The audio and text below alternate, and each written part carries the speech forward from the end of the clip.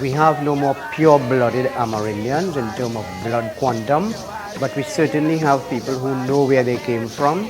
They can trace their identity and they feel very proud of their indigenous or First Peoples heritage.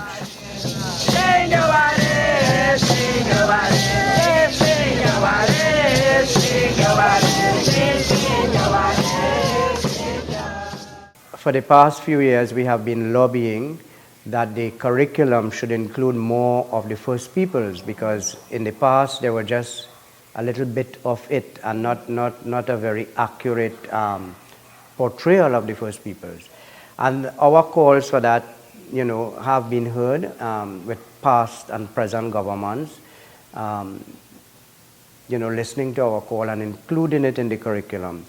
When we had that event for the students at the National Center in Cuba, the teachers, they were so happy to know that we could have put on such an event, because they said it is in the curriculum and we have to study First Peoples. So they were happy for that kind of exposure.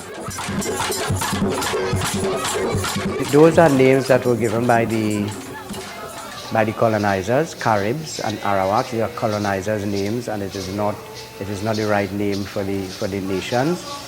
And the Caribs, the right name is Cariña or Kalinago or Kalipuna, depending on the territory you come from. And who we call the Arawaks, the proper name and language is Lokono. But we talk about the Caribs and Arawaks, but in Trinidad there were much more nations inhabiting this space as opposed to only Caribs and Arawaks. We had the Waraos. The Waraos were a main grouping that settled mostly in the South Line. They came to this area also over time and mixed with the Caribs and the Arawaks, as we call them. But we had other nations. We had the Nipuyos, we had the Chimes, we had the Shaguanis, we had the Tamanapogotos, and you have all these other nations.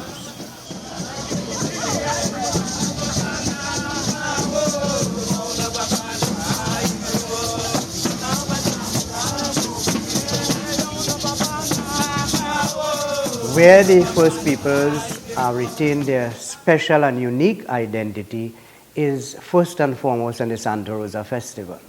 The Santa Rosa Festival is a festival of the Catholic Church. The mission of Arima was dedicated to Santa Rosa, the first saint of the New World. And the Amerindians who existed in the three encomiendas of Tacarigua, Arauca, and Cora were moved to Arima, and they were placed in this mission dedicated to Santa Rosa. So their patron saint was and still is Santa Rosa.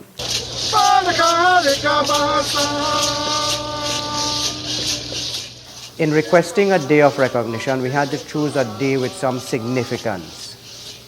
You just couldn't ask for a day and choose any day. So we chose the 14th of October of every year, because it was on the 14th of October in the year 1637 that Hayarima, who was the last great Nipuyo warrior chief, attacked the Spaniards in St. Joseph. As you know, St. Joseph was the first capital, in retaliation of the oppression of his people. And together with the help of some other forces, as the history says, from the Dutch from Tobago and some other Amerindian groups, he was able to burn the town of St. Joseph to the ground. Of course, they didn't have buildings like you have today. But that was short-lived, because, the Spaniards came back with more higher power and advanced weapons and so on, and eventually he was captured. So that because of the stance he took on that day in retaliation and in defense of his people, we thought it was an appropriate day to choose as an annual day of recognition. And that is the significance of Hayarima. So the monument is erected there, so we assemble there. We are not doing it in worship of the monument, but because of the significance of the day, we assemble in that area.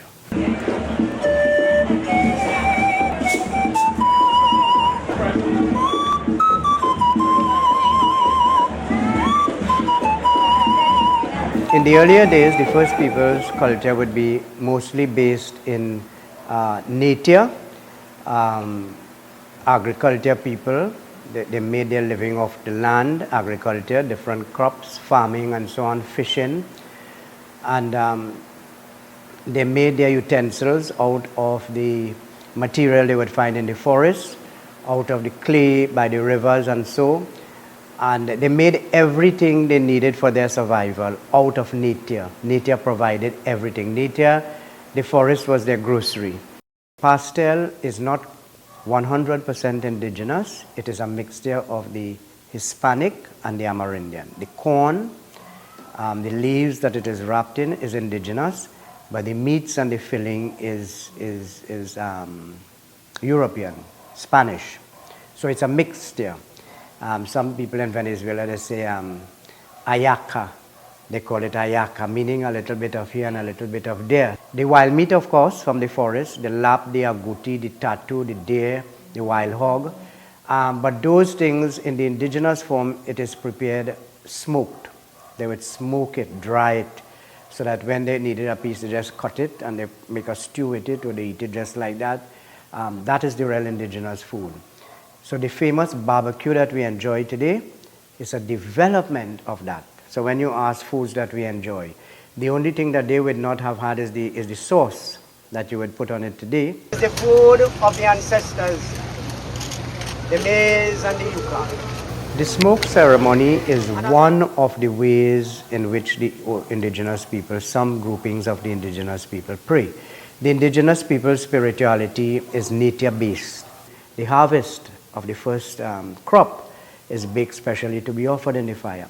The corn that is harvested will be set aside to offer into the fire, together with sacred incense that we harvest from the forest, and tobacco. Not tobacco as you would go and buy a cigarette in the shop, but a tobacco that is specially prepared because it is the food of the gods, of the spirits, in the spirituality of the indigenous peoples. So that smoke ceremony is one of the mediums through which indigenous peoples pray to send their prayer to the heavens and to the Great Spirit. Those of the west, those of the north, and those of the south, bear witness to our prayer. My wish for the First Peoples is that we realize the village, the First Peoples Heritage Village. We have been returned 25 acres of land from 1,320 that we had originally in the mission that were taken away under the British government. We lost all, and we have now been returned a 25-acre parcel. Our vision for that area is to develop that into a village, a First Peoples Heritage Village. But not a village where you're going to go back 200-300 years under thatch and in outhouses and things like that.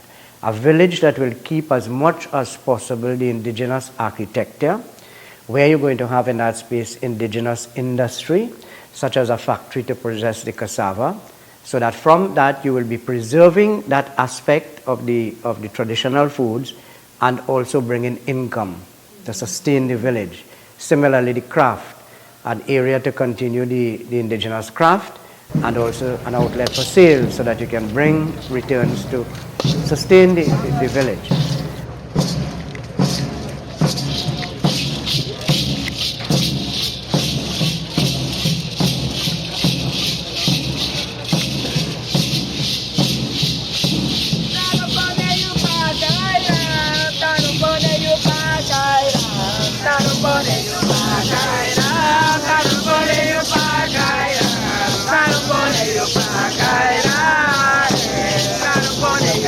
Bye.